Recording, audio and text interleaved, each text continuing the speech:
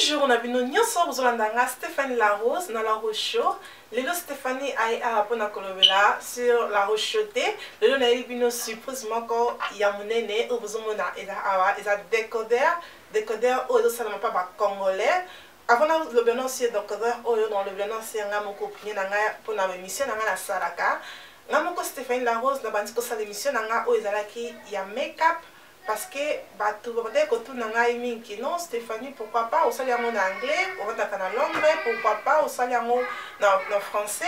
Mais on a dit que français, on a mis pété, anglais, on a mis pété. Comme tout le baquet, consommer congolais, tout ça, on a cambo, on a mot cannabis, nous tout le baquet, mot cannabis qui est déliboso. Et on a Stéphanie Larose, on a préféré que émission n'angaï. Oya La Rose Show na sala yango na lingala ozali lingala phonique pona yo mtozo tala ngai o comprendre bien yango nga Stéphanie Larose na apona ko lakisa bino décodeur oyo ozali ya Sepela TV eza na bato bazo sala ngo peka ba congolais lokola ngai na yo mtozo tala ngai donc supporter yango nazo lakisa bino ba chaîne oyo eza na kati nazo lakisa bino biloko ni komona na Congo en live et que ça a bien mingi mais bah on va ça Facebook qui n'a pas mon aki ngandi na bina ki diava na bina ki diava wana pour aller pour mon aki na chaîne oyo ozali ya Sepela TV et là comme qui est au moins ozomona makambo nyonso ya mboka na biso Congo bolanda merci bon monique awa na fongoli Sepela TV na ngai bozomona ba chaîne ya liste eza vraiment ba chaîne ebele oyo okotala ezo utambala mako en direct ya Congo. Vous avez une chaîne Ezebele, nous avons une chaîne Ozali à Liboso, nous avons RTNC 1, Yami Balé est RTNC 3, Yami Sato est RTGA, Oyo est Sikoyo, Kin Malebo, Obisika Maman, Nyos Waninga Kotara, la théâtre, Nyos ya Sika Yakala, tous les théâtres Bomunamo Awa, na Kin Malebo. Oyo est Digital Congo. Awa tout ça na télé 50 pour na papa na biso bangaka kotala information ba yeba makambo nini eza le kana mboka ndenge Congo na biso ezo développer ou pas papa so bangaka kotala ba information awa tout ça na télé 50 pour na bino pour na ba information pe na ba jeune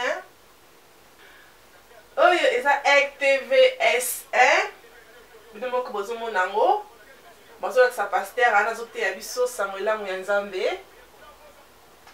Oyo toza na B1 TV télévision oyo eza vraiment chaîne nanga préférée na lingaka mingi na Sepela TV so naza na ndako na ngakotala mingi B1 melakisaka trop basera bien bémission na bango ezalaka vraiment bien na linga yango mingi po bozomona na ntango oyo eza émission ya B1 musique ya Papi Mboma nde ezoleka ayambi JB Piana donc bolimisanga mokila tala yango na ozongela bino. Il y a canal CVV, il y a combat spirituel, il y a maman Olangi, il y a Obosam la maman Olangi, il y a Obolinga maman Olangi, il y a Moyo, il y a Apo Nabino, Bota la prière Nabino en direct, il y a Congo. Awa tozali na promo Chris TV.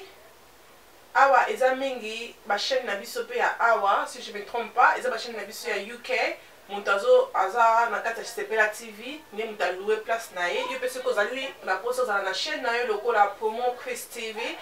benga ka ba boss brothers boko solo la yo pa banda kolekisa biloko na yo boye oyo ezali Desco TV o bozomona ko tozotala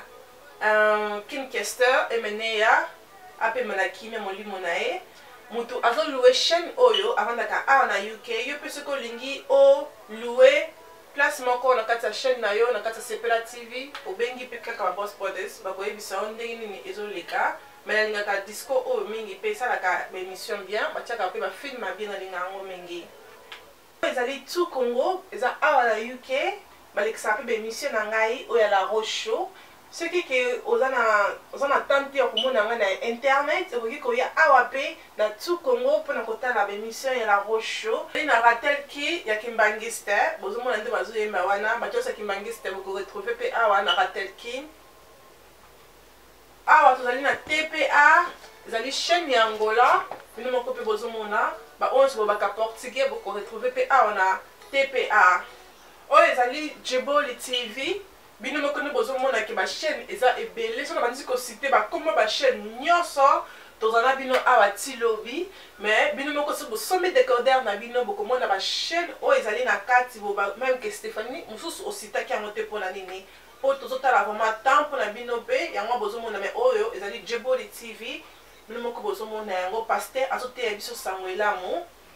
ezali King Direct bino moko bozomona bayembaka bato bayembaka théâtre bayembaka bamusicien bayembaka footballeur donc eza vraiment bien nalingaka mpe chaîne oyo mingi.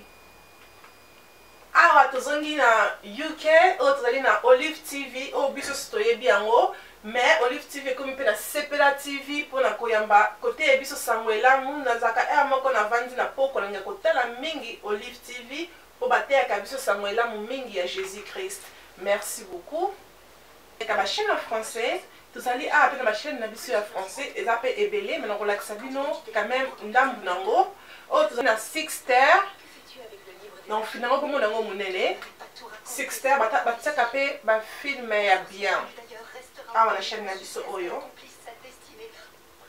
awa tozali na iTélé eza bien pe mpona bainformation koyeba biloko ezoleka na mboka partout awa tozali na M6 nalingaka pe chaîne oyo mingi mpe batiaka basérie ya bien na M6 nabike bino nyonso boyebi yango awa pe tozali susu na TBO bino moko bozomona yango ba chaîne français oyo nyonso alinga kotuna ke obo botia biso kaka lingala TBO yango oyo. Merci na bino na nde bobandi na nga na ebandeli mpe bokomi na nga na suka nde nayebisi bino ke ba chaîne eza ebele na kati ya Sepela TV moyen nakende nango moko eza te parce que soki nakende nango moko ezwa biso temps molai mais kobosana te kosomba décodeur ye moko omona okoyebenga bango esi bango mpenza ke wi bosala eloka malamu mingi comme nalobaki toujours tosupporte biso moko na lingala foni mpo soki tosali yango te moto oya mpona kosupporte biso aza te ata soki tozoloba bafrançais milai eza monoko na biso te ata soki tozoloba baangla milai eza ya biso te tosupporte oyo ya biso moko bana mboka 00243 ekosala bien mingi soki olingi ozwa décodeur oyo banumero ekoleka awa na se benga banumero wana bakoyebisa yo plus d'information onga na lobi te parce que nga naza kaka kosala pub nayebi vraiment makambo yango bien te mais mpe décodeur neza boye tozali awa bazosala promotion bazosala promotion oui ezalaki na 150 livres mpe bakomisi yango na 80 livres talaka nde bakitisi yango 150 livres na 80 livres kima mbangu kende kosomba yango sala kado na yo moko na liboso babiki aba olinga mutu mosusu milinga yo moko donc somba na décodeur wana mpona yo moko apusu kengo sombela mwasi bien mama ekoya sima ekosala bien mingi benga banumero wana tuna bango décodeur eza koma mpe kobosana te soki obengi bango olobaki wi omoni yango mpona Stéphanie La Rose ekosalanga bien mingi wana na kotika bino nalandalanga PM na B1 nalinga B1 Mingi TV trop tokutani à la prochaine tina te ekomi na tina bye.